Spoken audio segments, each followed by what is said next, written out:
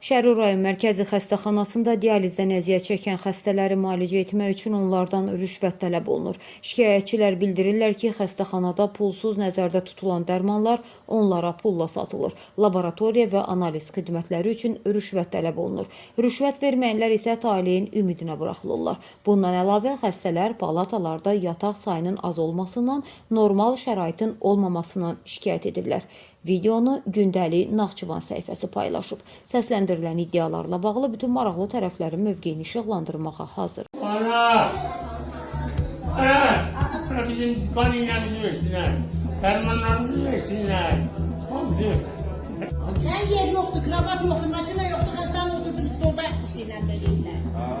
Bir şerunla meraklanın, bakın, bu ne terbiyesizliktir. İlla inşallah buraya bakmayanları, azizleri bu hastalar gibi tutular, onda bilerler. Amin. Amin. Biz tabi utanırız, tabi utanırız.